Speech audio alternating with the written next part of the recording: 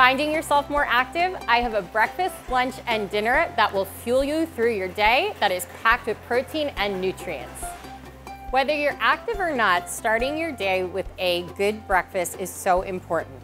But we're all on the go, we're busy, so it's nice to have something that you can make in advance that doesn't take too many ingredients and that is a powerhouse for nutrition. And that is where these vanilla flax almond muffins come in.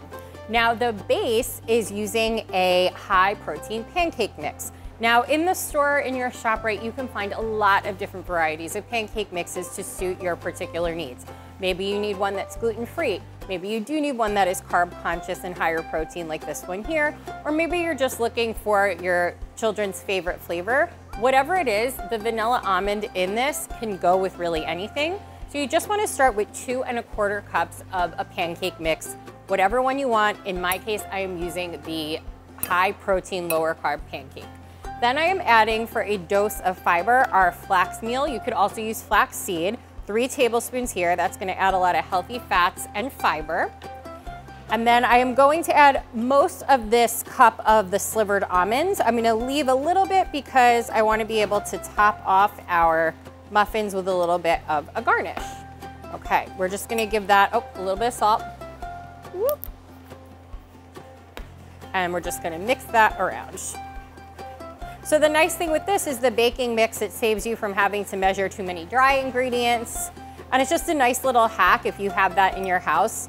And pancakes aren't necessarily the easiest thing to make on the go, but if you make a batch of these muffins, very easy. You can have them in the freezer. And like I said, they have your healthy fat, your protein, and a good source of carbohydrates, especially if you choose these whole grain versions. So really nice complement. So then we have 2 large eggs. I have some vanilla almond milk, 1.25 cups. That's going in. And that's where a lot of our moisture and liquid is coming from. I also have a 1/4 cup of oil.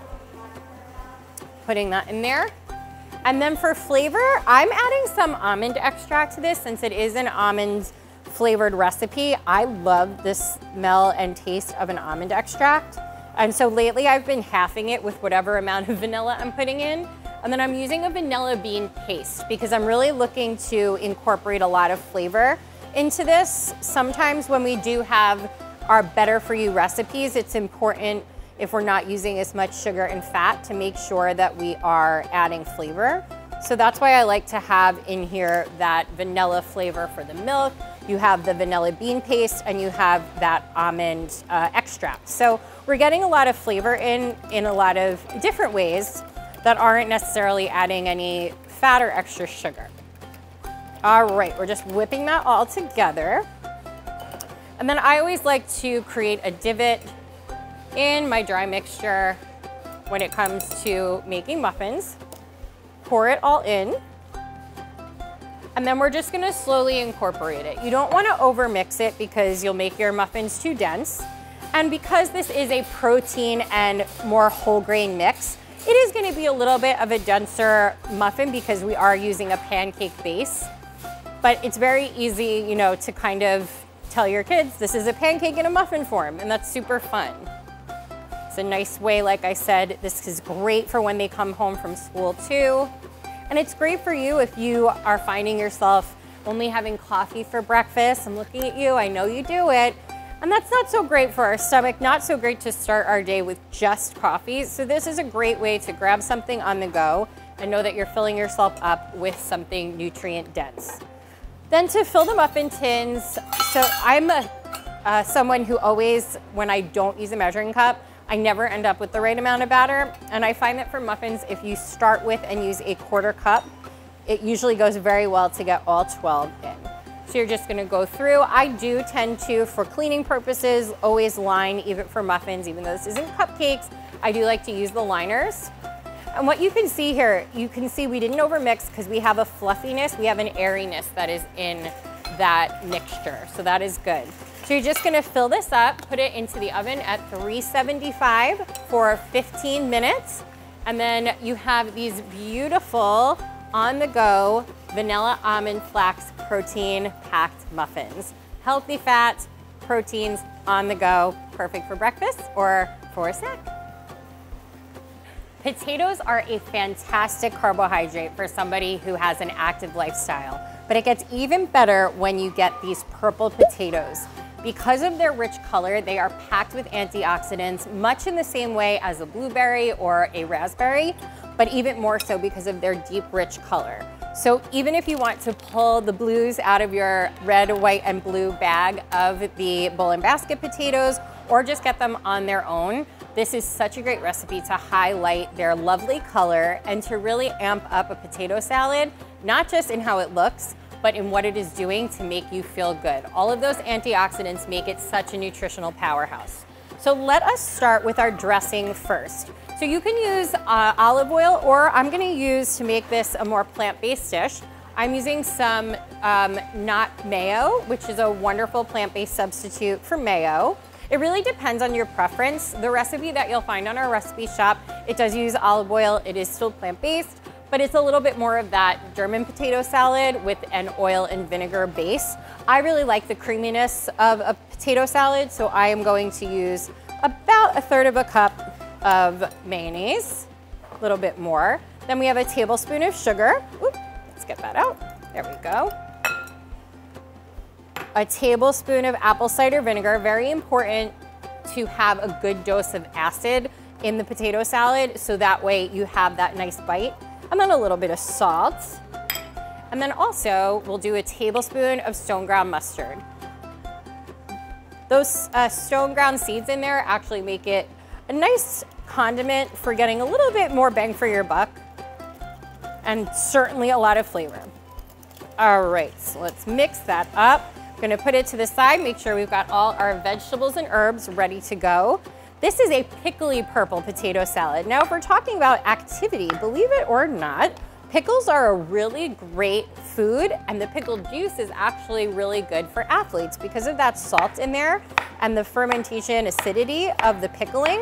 It actually makes it a really wonderful ingredient and something that you can have as part of a recovery, especially on those days if you are running outside or if you have kids who are doing outdoor sports. It's a really, really great option. Okay, so in addition to our pickles, which we're just gonna put right into our dressing, we have got some celery and some onion, which is pretty standard in most of your salads. But it really just, to me, it gives it that crunch. But the nice thing, whether it is a tuna salad, whether it is a chicken salad or a potato salad, egg salad, I think it's a great way to add additional vegetables and really bulk up the dish. So then lastly, we're gonna do our purple potatoes. And then I'm just going to do a little bit of dill. We have a lot of that dill flavor that's coming in from the pickles, but I think the freshness of just adding some of the fresh dill, it's unbelievable how much it perfumes the dill and just kind of like amps it up. And maybe you grow dill in your herb garden. All right, we're just gonna fold all that together in our dressing. And we have a beautiful pickled purple potato salad.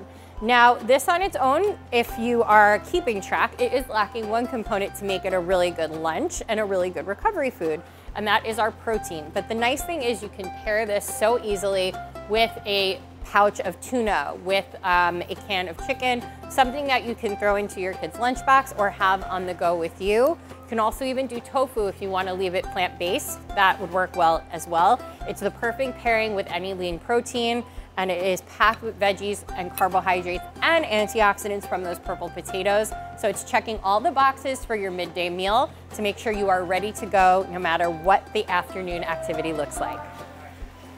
A one-pot dinner is a great thing to have in your arsenal, especially one that incorporates a really healthy fat protein, lots of veggies, and the ability to either put it over a carbohydrate or focus in on the protein in the veggies, no matter what type of active lifestyle you are leading. So what we are going to start with is half a chopped onion. This is a 1-pan Salmon Cacciatore. I already seared the salmon in the pan, so we've got a little bit of flavor going. We want to get a little bit of color on both sides. And then we are going to work on making that sauce right now. And when I say having a one-pan meal in your arsenal, what I mean by that is the technique that we're going to use to make this, it works really well for a lot of different combinations. So searing a protein, sauteing vegetables in that protein flavor, and then adding a liquid to create a sauce and finishing cooking the protein in there. That's a pretty standard way to cook a one-pot meal. So you can do that with really anything you like. You can make this with chicken instead. You can do more of a Southwestern flavor instead of an Italian flavor by just switching up the vegetables and the seasonings. So I have got my onions in there, and now I am putting my peppers. And then we are going to add our mushrooms. Now I like to, when I'm gonna have mushrooms cooking for a little while, and I don't want them to get too small and all that moisture to come out, I like to quarter them because that way they are nice and kind of meaty, which is what a mushroom can sometimes act as. I also find that mushrooms are a temperamental ingredient. There are a lot of people who maybe aren't a fan of them, so it could be easier to pick it out if you have picky kids and you're making this dish for them, but you still want to get that mushroom in there. It's a nice compromise. Maybe they'll try one by mistake and they'll find that they like them. I like using the baby bellas for a little bit more flavor than the white button mushrooms, but it's really personal preference. Alrighty, almost there. And like I said, by cutting them this way, we really have a nice heartiness that we're adding to this. So if you are maybe watching your carbohydrate intake and you're just gonna have the sauce and the salmon, you feel like you're getting a really nice dose of veggies and fiber in this dish. All right, so let's move that around. The pan is nice and hot, so we are caramelizing those onions right out the gate. And because we are going to be putting this back into the oven and letting it cook a little bit more, we don't necessarily have to overcook our vegetables if you like a more tender crunch to them. I'm really just looking to get a little bit of color on them. I'm not looking for all that moisture to come out of those mushrooms. We're just looking to get that flavor going. So now we are going to add our aromatics. We've got a bunch of garlic. I am fairly certain that the recipe calls for probably 2 cloves, but if you know me, that means a lot more to me. I always add a lot more garlic than is called for, and I've never regretted it once. So I'm probably cutting up however many were there, probably like 8 cloves, but like I said, there's no such thing as too much garlic, but you do you. So if you want to do what the recipe says, then that is fine by me. All right, in we go. Now that garlic, we don't want it to burn, so it's important that once we put it in, we are moving around those veggies and that we are going to put our liquid in pretty quickly so that way we don't burn that garlic. We just want to get it fragrant, and it really smells so nice. Okay, I'm gonna add some Italian seasoning just to really get some flavor. I put some of this on the salmon as well. And then we are going to deglaze our pan. Now you can do this with any liquid you want. I am going to use some white cooking wine.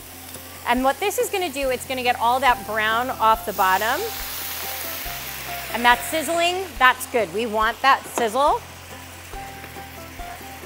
And we want to see that when you use the cooking wine, or regular wine, you're going to start to see it reducing. You're going to see that liquid start to go away, which is good because then it's concentrating into a nice flavor. All right, mix that around. Everything's looking really beautiful. Okay, so the last thing, we have a can of crushed tomatoes, and I'm going to put that whole can in there. And we're just going to mix everything around. And you have this beautiful tomato-based sauce that has tons of veggies in it. And we're gonna cook our protein, finish it off right in there. So I'm gonna take the salmon, you wanna make sure you have those juices in there. And we're gonna nestle it right in there.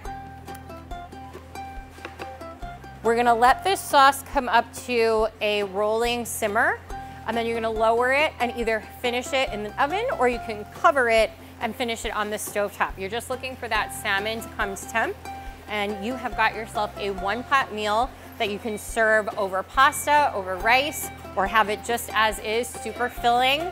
Lots of healthy fats, fiber, and nutritious lycopene in those tomatoes. We use those canned tomatoes, so you've got those antioxidants for an active lifestyle. If you like these recipes, follow us for more.